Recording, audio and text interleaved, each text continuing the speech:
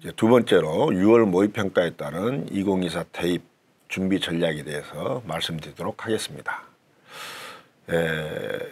이 이야기들은 선생님 개인적인 어떤 의견이고요. 이게 절대적인 것은 아닙니다. 물론 담임 선생님과 상담을 통해서 또 바꿔질 수도 있는 것이고, 또 다른 여러 전문가 선생님들의 어떤 조언도 참고를 하셔서 최종적으로 전략을 수립하시길 바랍니다. 자, 내가 이번 수시에 지원을 할 계획이다라고 한다면은 우선은 그렇죠. 크게 종합전형인가 교과전형인가, 물론 논술을 준비하는 학생도 있을 것이고 실기실적 전형으로 지원하려는 학생도 있겠습니다만은 논술과 실기실적은 저희가 여기서 다루기가 좀 애매모호한 그런 부분들이 있기 때문에 일단 교과와 종합을 놓고 이야기를 하는데, 우선은 무엇을 확인하셔야 되겠습니까? 전년도의 입결을 확인하셔야죠. 전년도 입결.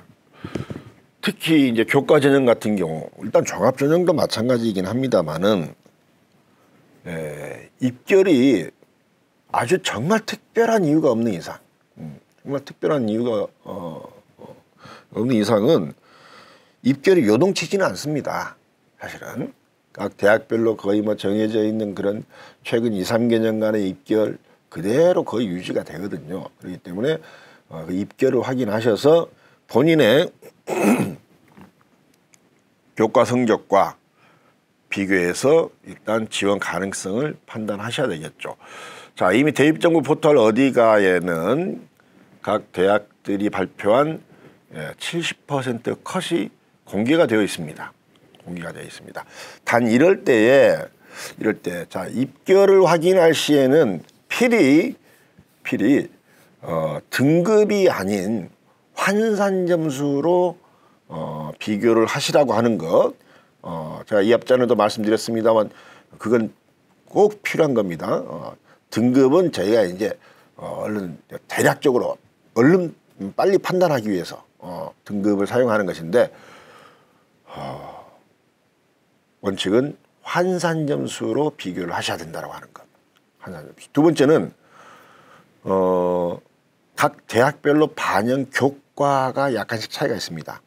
반영 교과가 교과목이 그러니까 전 과목 1학년 1학기부터 3학년 1학기까지 여러분들께서 배우신 등급이 산출된 모든 전 과목을 반영하는 대학이 있는가 하면은 대표적인 것이 이제 고려대, 연세대, 서강대 이런 대학이 있습니다만은 있는가 하면은 그게 아니에요. 저희 대학은 국, 영, 수, 사, 과, 한국사 과목을 반영할게요. 자연계열로 지원하든 인문계열로 지원하든 간에 대표적으로 이제 전남대, 전북대 우리 주변에 이런 대학이 있습니다. 혹은 또 대학에 따라서 우리 대학의 인문계열로 지원한 학생들은 수험생들의 국어, 영어, 수학, 사역 과목 성적만 반영할게요. 자연계열 지원한다는 학생이라고 한다면 국어, 영어, 수학, 과학 과목. 자, 이렇게 달라요. 다르기 때문에 이것은 대입정보 포털 어디가에 여러분들의 성적을 입력시키고 나면은 각 대학별로 환산 점수를 다 계산을 해줍니다. 어느 대학이 본인에게 가장 유리한가를 또 파악을 하셔야 되겠죠. 그래서 일단은 전년도 입시 결과와 자신의 교과 성적을 비교해보자 하는 것이고요. 두 번째는 아까도 말씀드렸습니다만 수능 최저가 있다라고 한다면 수능 최저 학력 기준을 내가 충족시킬 가능성이 어떻게 되는가를 살펴보셔야 됩니다. 왜냐, 수능 최저를 충족을 시킬 경우에 경쟁률이 달라지거든요. 경쟁률이. 자, 지금 여러분들께서 보시는 것은 작년도에 서울 지역의 주요 대학 4개 대학의 교과 전형의 결과인데요. 보시면 아시겠지만은, 자, 경희대 같은 경우에 최초 경쟁률이 교과 전체입니다. 최초 경쟁률이 11.6대 1이었습니다만은 경희대는 비교적 수능 최저가 세다고는 볼 수가 없죠. 두 개 합 5등급이기는 한데요. 어쨌든 간에 그러다 보니까 실질 경쟁률, 최저를 충족한 학생들만 놓고 보니까 실질 경쟁률이 8.9대 1로 줄어들더라. 고려대 같은 경우에는 11.3대 1에서 7대 1로 다 이렇게 줄어들게 있습니다. 그래서 실질 경쟁률. 자, 그 다음에 교과 전형 같은 경우에는 역시 앞에 제가 교과전에 말씀드릴 때 다룰 때 말씀드렸습니다만은 충원율이 상당히 높습니다. 충원율이. 즉 쉽게 말하면 후보가 많이 빠진다는 얘기예요. 후보 번호가. 그렇기 때문에 보통 예지간한 대학은 200%. 자, 그러면은 처음에 모집 10명을 모집했다고 한다면은 10명이 싹 다 빠져나가고 어디까지? 예비번호 20번까지. 그래도 보통 가더라. 그런 대학이 상당히 많다라는 것을. 자, 그러면은 수능 최저 충족시키고 그다음에 충원율까지 감안하게 되면은 실질 경쟁률은 최초 경쟁률의 거의 뭐 3분의 1, 4분의 1 수준으로 내려가는 것이죠. 내려가는 것이죠. 자, 우선 여기서는 일단 자, 수능 최저 학력 기준의 영향력을 한번 보실 수가 있습니다. 여기에서 이제 고려대학교하고 서강대학교는 작년에 비해서 올해 수능 최저가 좀 변경이 됐습니다. 변경이 됐는데 좀 완화된 것이죠. 완화가 돼서 고려대학교 자연계는 뭐 계속 그대로인데 인문계는 세기합 6등급에서 올해 세기합 7등급으로 완화가 되었고요. 서강대학교 같은 경우에는 작년에 세기합 6등급인데 올해는 세개 영역 각 3등급 안에 들어가면 돼요. 세개 영역 각 3등급. 그러니까 좀 뭐 토탈 합으로 치면은 9등급인데 뭐 1, 3, 5 이렇게 나오면 안 된다는 거죠. 세 개가 다 3등급 안에 들어가야 된다라는 그런 의미인데 어쨌든 완화된 것만은 분명한 사실인 것 같습니다. 그래서 이렇게 완화된 대학들은 역시 또 뭡니까? 컷의 변화가 있겠죠. 아무래도 컷이 내려가는 것보다는 올라갈 가능성이 훨씬 더 많겠죠. 훨씬 더. 자, 이거 뭐 논술 치르는 학생들 같은 경우는 뭐 논술 준비하는 학생들이 이미 뭐 예전부터 다 알고 있겠습니다만 논술이야말로 정말로 최초 경쟁률과 실질 경쟁률의 차이가 아주 많이 난다. 수능 최저를 충족시키냐 못 시키냐에 따라서 뭐 이런 거 보시면은 아실 것 같아요. 자, 여기서 아까 자 서강대 같은 자 서강대는 세기합 각 3등급으로 바뀌었다라고 했었습니다. 이건 교과 전형입니다. 교과 전형이고요.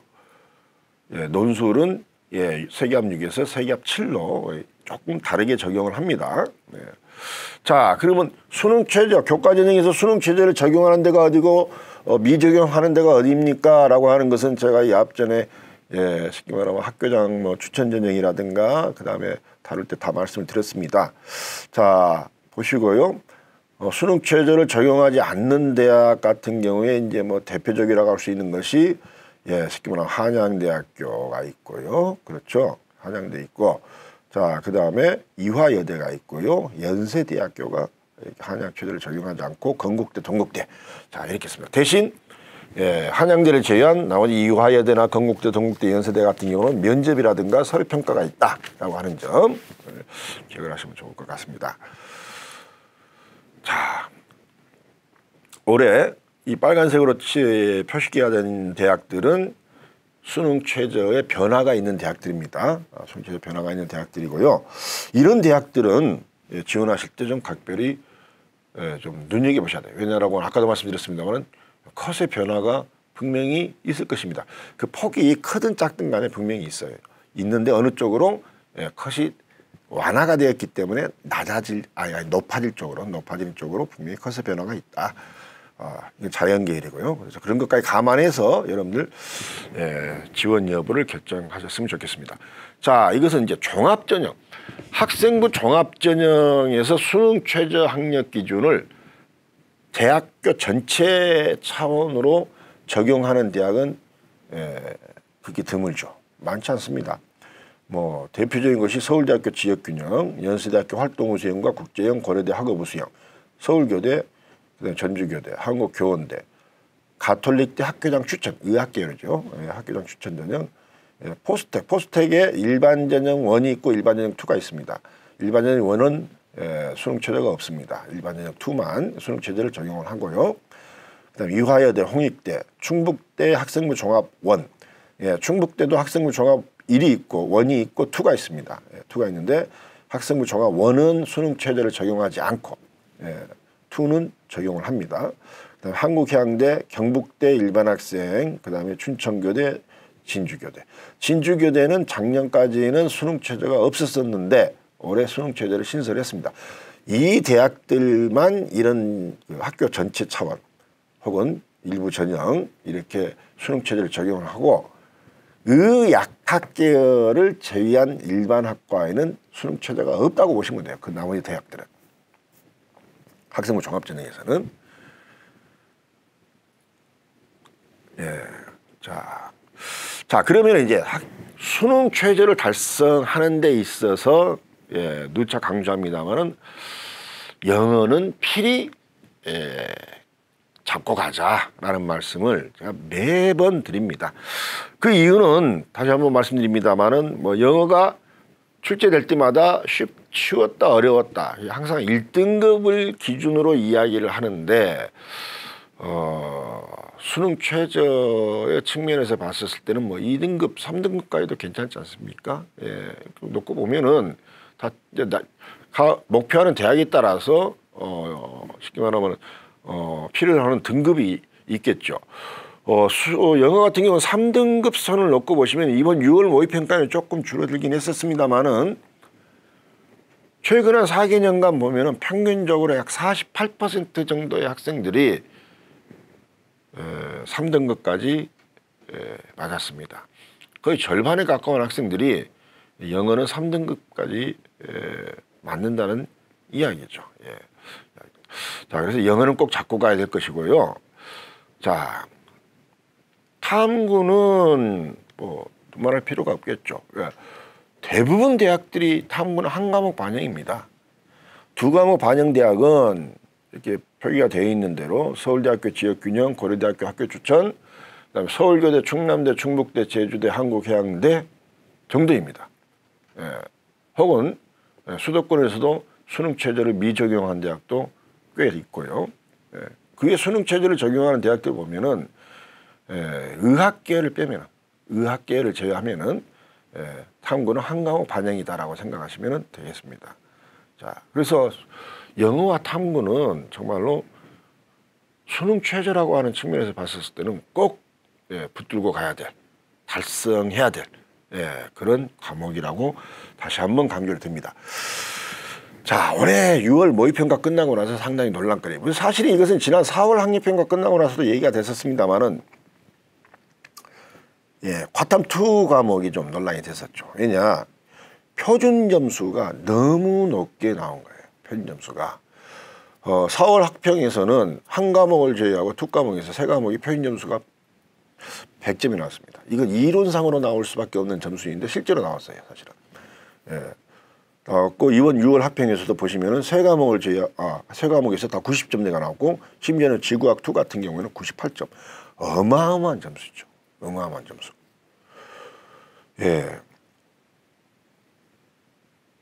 그러면은 2를 선택을 해야 될까요? 라는 질문이 요즘에 심심치 않게 나오고 있더라고요. 자, 그런데요, 보시면은 실제 수능에서는 이게 이제 조정이 되거든요. 왜 이번에 이렇게 높게 나왔어요? 라고 그러니까 아까도 말씀드렸습니다만 서울대가 수능 과탐2 필수 응시 조건을 폐지해서 인원수가 줄어들 거라고 했는데 인원수는 늘어났고, 근데 서울대가 폐지하다 보니까, 그 조건을 폐지하다 보니까 상위권에서 상당수 학생들이 나 굳이 툭 볼 필요 없어 라고 빠져나갔단 말이에요. 상위권은 없어졌는데, 상위권에서 많이 없어졌는데 중하위권은 그대로가 있어요. 있다 보니까 전체 평균이 하락하는 결과를 나타나게 되고, 전체 평균이 하락한 상태에서 만점을 맞아버린 학생들이 뭐 몇 명간을 모르겠습니다. 저렇게 나타나다 보니까 표준점수 최고점은 상승하게 되는 그런 결과를 나타냅니다. 실제로 이게 이 분포도를 보니까요. 분포도를 보면은 2를 선택한 학생들의 대부분이 사실은 뭐 원점수로 치면은 절반 이하, 절반 이하예요. 대부분의 학생들이. 그러면서 소수의 상위권, 그러니까 소수의 상위권과 대다수의 어떤 중하위권 이렇게 표현을 하는 게 좋겠죠. 예, 이런 구조로 짜야 돼버렸어요. 이번 모의평가에서. 그러다 보니까 이런 결과가 나타났습니다. 실제 수능에서는 이제 졸업생들이 들어올 것이고요. 예, 그 다음에 나름대로 상위권 학생들 중에서도 정시까지 물론 투루에 가산점을 주는 대학이 크게 줄긴 했습니다만은 뭐 그런 학생들까지 좀 들어온다고 가정하면은 이 차이는 줄어들 걸로 봅니다. 예, 지금 보시면은 최고점이요. 수능에서 보면은 최고점들이 다 다시 난이도가 조절이 돼요. 조절이. 예, 보시면은 자, 23학 자, 4월 학평 이 작년도 4월 학평에서 가령을 내자면은 지구학 2 같은 경우에는 86점이었습니다. 6월 모평에서는 85점이었어요. 9월 모평에서는 76점. 실제 수능에서는 77점. 아, 작년 같은 경우는 76점, 실제 수능에서는 67점으로 예. 그래서 점점 이렇게 조정을 해 나가는 과정이 있고 실제 조정이 되기도 하고요.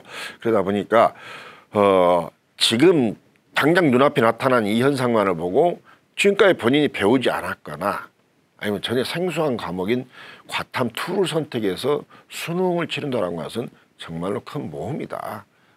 그저 지금까지 자기가 꾸준히 배워왔었고 공부해온 과목에 충실하는 것이 원칙인 것 같다라는 말씀을 드립니다. 예, 결국 이렇게 다 줄어들기 마련이다라는 것이요. 사실은 예.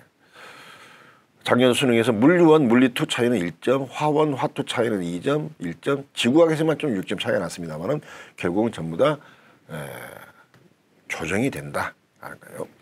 자, 그럼 6월 모의평가 활용법을 한번 말씀드리면은 아까도 말씀드렸습니다만은 자신의 수능 경쟁력을 파악하고 정시 지원 가능 대학을 살펴봐야 되겠습니다.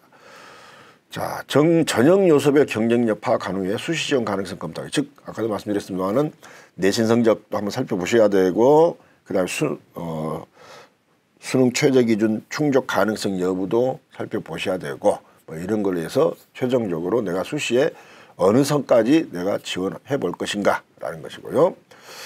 선택 과목 최종 결정하시고 자 6월 모의평가 활용의 핵심은 문항 분석입니다. 난이도에는 아직 여러분들이 신경 쓰실 이유가 없다고 했습니다. 난이도는 9월 모평을 거치면서 교육과정평가원에서 출제하시는 분들이 조정을 해 나가는 것이기 때문에 단 올해 이런 유형의 문항을 출제하겠습니다라고 선보인 것이 6월 모평이다. 그래서 문항 분석을 꼼꼼히 해 주시길 바라고요. 그걸 바탕으로 결과를 바탕으로 지금까지 학습 성과를 점검하면서 이후에 학습 전략을 구체화하셨으면 좋겠습니다. 1등급 대 학생들 같은 경우에는 아무래도 뭐 기본 개념이라든가 이런 거 잡혀 있다고 보는 것이죠. 그래서 이 학생들은 뭐 고난도 심화 문제에 좀 집중해서 앞으로는 좀 공부하는 방법이 좋을 것 같고요. 3, 4등급 대 학생들은 실수를 하지 않는 방향으로 가셔야 될 것 같다. 그래서 뭔가 지금 또 뭐 새로운 어떤 교재를 또 선택을 해서 또 새로운 것을 공부한다기보다는 뭐 기출문제 중심으로 해서 기본을 충실히 다지는 것이 좋겠다. 5등급 이하는 그렇죠. 아무래도 뭔가 기본 개념이 아직까지도 좀 부족하다고 보는 것이죠. 그렇기 때문에 5등급 이하였던 그 성적표를 받아들일 수밖에 없다라고 한다면은 기본 개념을 좀 철저히 다지는 것이 문제풀이에 집중하는 것보다 훨씬 더 도움이 된다라고 저는 생각합니다. 자, 한국교육과정평가원의 홈페이지를 들어가셔서 대학 수학능력시험란을 찾아가시면은 친절하게 이렇게 안내를 해놓고 있습니다. 자, 수능 출제기관입니다. 한국교육과정평가원은 수능 출제기관입니다.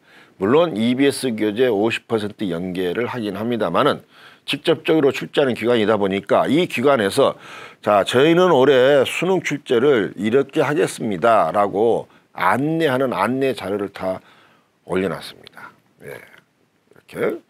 자, 그래서 뭐 이 문항은 저희가 이런 개념, 이런 원리하에서 문제를 출제를 했었고 이러한 문항을 해결하기 위해서는 이러이러한 학습을 하시는 게 좋겠습니다 라고까지 다 이야기를 해놨습니다. 각 과목, 영역별로. 그렇기 때문에 필히 수험생이라고 한다면, 즉 수능을 준비하시는 수험생이라고 한다면은 한국교육과정평가원에 들어가셔서 홈페이지 들어가셔서 다운을 받으신 다음에 한번 정독해 보실 필요는 꼭 있다라는 말씀을 좀 드립니다. 자, 내신 성적만이 수시 합격 가능성은 절대 아닙니다. 모든 학생들이 내신 성적을 위주로, 심지어는 학생부 종합전형도 내신 성적 하나만 가지고 지원 여부를 결정하는 그런 학생들도 제가 보기는 했습니다만은, 자, 그러지 않고요. 수시는 각 전형별로 준비 정도에 따라서 결정됩니다. 무슨 얘기예요? 자, 내신을 일단 기본으로 놔두고 교과전형 같은 경우에 수능 최저학력 기준을 맞출 수 있느냐 없느냐, 그 다음에 종합전형 같은 경우에는 내 학생부의 전체적인 경쟁력이 어떻게 되는가라고 하는 것을 꼭 따져보셔야 되겠죠. 예.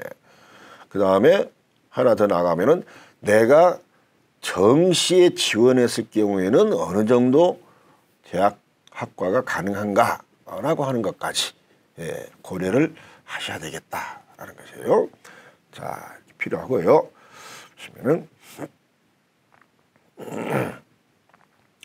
자, 그래서 학생부 교과 성적과 수능 등급 간의 어떤 이렇게 관계로 보았을 때 어느 전형에 좀 집중하는 것이 좋을 것인가 해서 나름대로 정리를 해봤습니다만은, 여기는 뭐 논술이 들어가 있는데 논술 혹시 준비하는 학생들이 있으면 한번 참고를 해두시고요. 예, 이것은 꼭 이래라고 하는 것은 아니에요. 이것은 선생님이 생각했었을 때 뭐 대략적인 어떤 이렇게 생각해본 바를 한번 정리를 한 것이니까요. 참고만 해주시면 좋을 것 같습니다. 네, 좋을 것 같고요.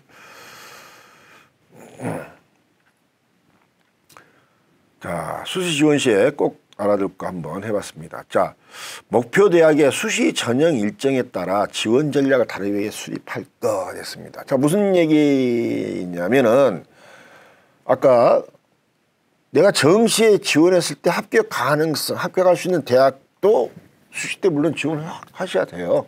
사실은 기준점으로 삼아서 지원하시는데, 그런 대학은 가급적이면 수능 이후에 대학별 고사, 즉 면접이 있다거나 하는 그런 대학으로 지원을 해요. 그래서 내가 혹시라도 수능 점수가 평상시보다 잘 나왔으면은 그 이상의 대학을 정시에서 지원할 수가 있겠죠. 내가 면접에 불참한다든가 해서 하는 방법으로. 그래서 이제 그런 것도 필요하고요. 자, 여러분, 모집 요강이 상당히 좀 분량이 되기는 합니다만은 모집 요강은 꼭 정독을 하셔야 됩니다.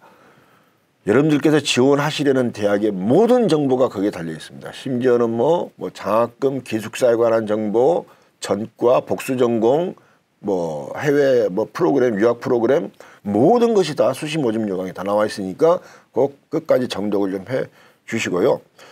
전년도 입시 결과를 올해 상황에 맞춰서 해석할 것이라고 하는 것은 아까 말씀드린 수능 최저가 완화된 대학도 있고 모집 인원이 줄거나 늘어난 대학 학과도 있을 것이고 이런 전형 방법이 좀 바뀐 그런 대학도 있을 것이고, 그런 것에 맞춰서 해석을 해야 된다는 얘기예요. 예, 전년도 입시 결과를 무조건 그 숫자 그대로만 놓고 그게 맞춰서 지원하시는 일이 있어서는 결코 안 되겠다라고 하는 말씀을 드리는 겁니다. 자, 최근 2, 3년간의 경쟁률의 흐름을 분석할 것이라고 했습니다. 흐름을. 널뛰기를 한다고 하죠. 그런 학과들도 꽤 있습니다. 각 대학마다.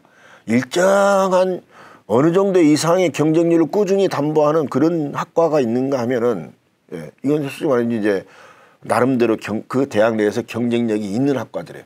이런 학과들은 희망하는 학생들이 좀 많기 때문에 일정 수준의 이상의 경쟁률을 몇 년간 계속 유지를 하는데, 소위 말하는 이제 눈치 보기로 지원하려고 하는 학과들 같은 경우에는 널뛰기 현상이 많이 일어나죠. 널뛰기 현상들. 그래서 가령 원서 접수일이 5일이라고 한다면은 그 대학들은 대개 마지막 날, 그 마지막 날 중에서도 2시 이후에 전체 경쟁률의 거의 한 3분의 2 가까운 학생들이 원서를 집어넣는 현상이 나타나는 그런 학과들이 있습니다. 이런 학과들은 좀 주의를 좀 하셔야 되고요. 널뛰기의 이 현상이 나타나는 학과들 같은 경우에도 역시 지원하실 때 좀 주의를 기울이셔야 할 필요가 있다라는 것입니다.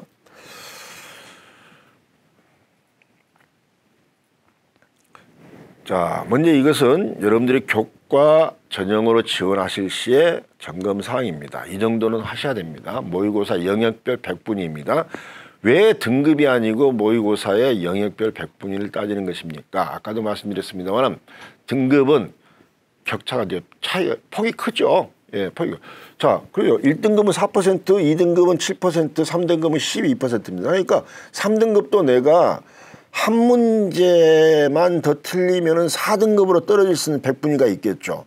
가령 내가 100분위 77, 78로 내가 3등급을 맞았다라고 한다면은 그 학생은 실제 수능에서 2점짜리 하나만 틀려도 이 학생은 3등급이 아니라 4등급이 되는 것이고 수능 최저 충족을 못하는 것이고 본인이 희망하는 대학을 합격하지 못하는 사태가 발생할 수 있다라는 것이에요. 그래서 100분위를 따져야 돼요. 100분위. 자, 100분위로 추정한 정시 지원 가능 대학을 한번 살펴보시는 것이고요. 무조건 수시에서는 상향 도전 가능합니다. 예, 수시 카드가 6장이나 되기 때문에 뭐 한 2장, 많으면 3장도 상향 지원하실 수가 있겠죠. 있지만은 그 선은 본인이 평소 보았던 모의고사 100분위로 추정한 정시 지원 가능 대학보다 한 단계 위 정도까지이지 그 이상으로 넘어가면은 사실은 수시 카드를 그냥 버리는 그런 결과가 나올 수밖에 없다라는 말씀을 좀 드리고요. 자, 어쨌든 간에 이런 것도 보시고요. 내가 교과가 유리할지 논술이 유리할지 종합이 유리할지 뭐 혹은 같은 또 종합전형 내에서도 뭐 여러 가지 특별전형이 있지 않습니까? 본인들이 가지고 있는 농어촌 전형이라고 할까 뭐 여러 가지가 있습니다. 자, 이런 것도 한번 살펴보셔야 될 것 같고요. 수능 최저가 있다라고 하면 통과 가능성이 얼마나 되는가 라고 하는 것들을 교과 전형으로 지원할 시에는 반드시 먼저 점검을 해 보셔야 될 것 같다 라는 말씀이고요. 종합 전형으로 지원하고 싶어요. 예. 주요 교과목 성적과 전체 평균 성적의 추이. 내가 이 전체 평균이 쉽게 말하면 그 대학에 주요 합격하는 학생들의 그 성적대에 포함이 되어 있는가라는 것이죠. 그것과 관련해서 전체 평균 성적이고, 그 다음에 주요 교과, 뭐 국영수면 국영수고, 혹은 뭐 여기는 전공 관련 교과목일 수도 있고요. 이런 교과목의 성적은 전체 평균에 비해서 조금이라도 높으면 좋겠죠. 예. 그게 이제 본인의 진로 역량을 갖다가 강조할 수 있는 방법이기도 하니까 이런 성적 추이를 좀 보시면 좋겠고, 지원학과 관련 선택 과목 이수연학, 즉 전공 관련 교과목을 내가 필요한 것을 이수했는가, 혹은 또 몇 과목이나 했는가라는 것이죠. 예. 자, 그 다음에 그런 또 전공 관련 교과목 성적은 어떠한가? 예, 성적은. 아까도 말씀드렸습니다만 전체 평균 성적보다는 높게 나타나도록 합시다라는 것이 선생님 주장입니다. 자, 그 다음에 특별히 뒤떨어진 과목이 있는가? 왜? 학생부 종합전형에서는 이것도 중요한 평가 요소로 봅니다. 예, 특별히 좀 뒤떨어진 과목이 있는가? 이것도 한번 살펴보시고, 있으면 좀 곤란하겠죠. 예. 그다음에 교과 세특. 예. 자, 아시다시피 학생부 종합전형에서 미반영되는 것이 무척 많이 늘어났습니다. 올해 우리 고3 학생들 같은 경우에는 뭐 그렇죠. 수상 경력 반영이 안 되죠. 독서활동 반영이 안 되죠. 자율동아리 반영이 안 되죠. 예. 뭐 그러다 보니까 대학 측에서는 볼 수 있는 것이 이제 교과학습 발달 상황을 더 중요시 여기게 되었고, 교과학습 발달 상황에 나와 있는 성적과 그 다음에 교과 세특, 예. 교과 관련 활동이 이제 기재되어 있는 부분이 교과 세특이고, 물론 뭐 다른 자율활동이나 동아활동 쪽에도 기재가 될 수가 있겠습니다만은 주로 교과 세특이기 때문에 이 부분은 내가 자 어떻게 관리가 되어 있는가 지금 아직 이제 3학년 1학기 아직 뭐 남아있죠. 예. 마감날이 8월 30일이니까 그때까지는 어쨌든 간에 조목조목 한번 점검을 하셔가지고 예, 조금이라도 좀 부족하다 싶은 거 보완하시는 노력을 해 주셨으면 좋겠습니다. 자, 이것도 역시 마찬가지입니다. 아까는 제가 이제 상한선은 수시 지원의 상한선은 어느 선이냐라고 했었을 때에 내가 정시에 지원했었을 때 합격 가능한 대학보다 한 단계 위라는 표현을 썼습니다만은 하한선은 어딜까요? 하한선은 딱히 정해진 건 없습니다. 다만 하한선은 예, 저는 이렇게 말씀을 드리는데 수시 6장을 썼는데 5군데가 다 떨어지고 한 군데 대학만 합격을 했습니다. 한 군데만. 안타깝긴 하지만은요. 그래, 그래도 이 정도면은 이 대학을 나 등록할 거야 라고 하는 데가 하한선입니다. 라고 하는 데가. 예. 물론 뭐 보험을 든다라고 하는 의미로 자기의 어떤 역량보다 훨씬 낮은 곳에 지원을 하실 수도 있겠죠. 있지만은 글쎄요. 다른 데 다 불합격하고 그 대학만 합격했었을 때 과연 등록할 그런 마음이 생길까요? 너무 낮출 필요까지는 없고요. 저 말씀드립니다만 그래도 등록할 마음이 생길 수 있는 그런 대학 정도가 하한선이다라는 말씀을 드립니다.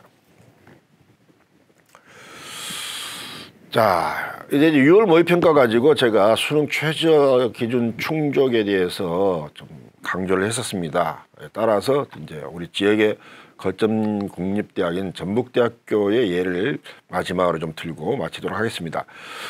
자, 작년도에 전북대학교의 큰 변화가 학생부 교과 전형의 수능 최저 기준을 완화시켰죠. 완화. 재작년까지는 3개 합을 반영을 했었습니다만은 예, 작년도에는 2개의 합이었습니다. 자, 그러다 보니까 교과 일반 전형과 교과 지역 인재 전형에서 예, 수능 최저 충족률이 크게 상승을 했습니다.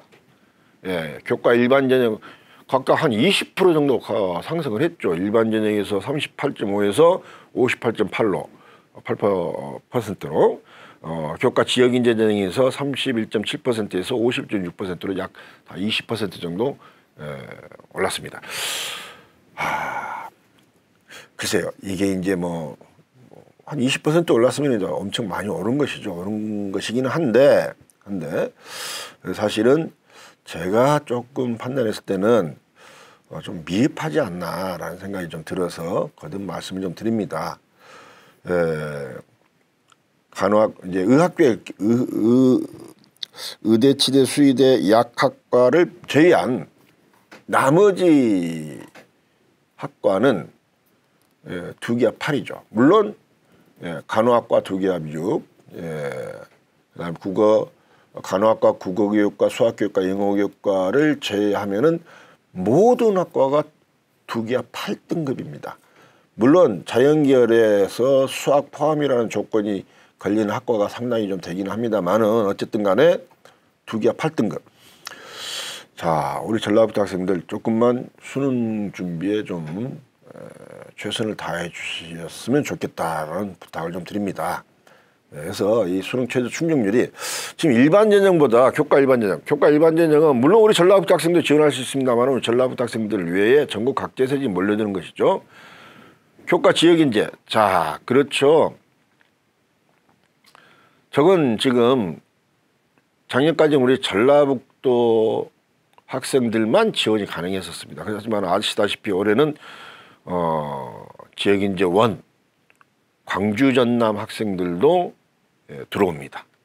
광주 전남 학생들도 들어오기 때문에 글쎄 수능 최저 충족률이 올라갈까 내려갈까 모르겠습니다만은 아무래도 우리 전라북도 학생들의 몫이 조금 뺏기지 않을까라는 우려가 좀 들면서 그래서 수능 최저를 충족시키기 위한 학생 여러분들은 나름대로의 어떤 노력이 좀 더 절실히 필요하다라는 말씀을 좀 드립니다. 자, 이 부분은 이 앞에도 제가 보여드렸습니다만은 전북대학교 수시 모집 최종 등록자 70% 컷입니다. 단과대학 내에서 학과별로 편차는 큽니다. 가령 사범대학교 내에서 보면은 과학교육학과의 물리교육 전공과 그 다음에 사범대학 역사교육과의 일반 전형, 교과 일반 전형의 거의 2등급 차이가 나거든요. 컷이. 이런 학과도 있긴 있는데 어쨌든 간에 70% 컷이고 그 다음에 각 선생님들께서 사용하시는 대기업 상담 프로그램 같은 것을 보시면은 5등급 초반까지 이제 최종적인 어떤 충원 합격 사례가 있는 학과들도 다수 있습니다. 있기 때문에 조금만 수능 최저 충족시키기에 좀 노력을 기울이신다면은 많은 학생들에게 또 기회가 돌아가지 않을까 싶습니다. 자, 이 부분은 이제 전북대학교 정시 작년도 정시 모집 가군 최종 등록자 100분이 70% 컷이고요. 뭐 의대나 치대를 제외한 나머지 대학들의 70% 컷을 좀 참고로 하셔가지고 현재 본인의 어떤 그 모의고사 성적과 비교를 한번 하시란 얘기예요. 해보셔서 기준점으로 잡고 수시에 지원을 하셔라 라는 의미에서 한번 여러분들께 보여드립니다. 나군까지. 그래서 아무래도 이제 뭐 앞에도 보여드렸습니다만은 의과대나 치과대학, 수의과대학, 약학과대학은 상당히 100분위가 높죠. 뭐 90% 후반대를 다 기록하고 있으니까 그 대학을 제외한 나머지 대학들은요. 사실 이건 물론 학과마다 편차는 또 있습니다. 있는데 보시면은 60%대도 있고요. 이것도 70% 하시니까 이것보다 더 내려갈 수도 있겠죠. 분명히 내려갔겠죠. 그런 걸 감안해서 수시에서 여러분들 적정 수준의 지원과 상향, 하향, 적절한 분배로 나누어서 이번 수시에서 모두가 합격의 영광을 누리시기를 기원합니다. 기록적인 폭우와 장마 그리고 무더위로 인해서 우리 수험생 여러분들 여름철 건강이 해칠까 걱정스럽습니다. 아무쪼록 건강관리 잘 하시고 얼마 남지 않은 기간 끝까지 최선을 다하셔서 부디 모두가 원하시는 좋은 결과 있으시기를 간절히 기원합니다. 감사합니다.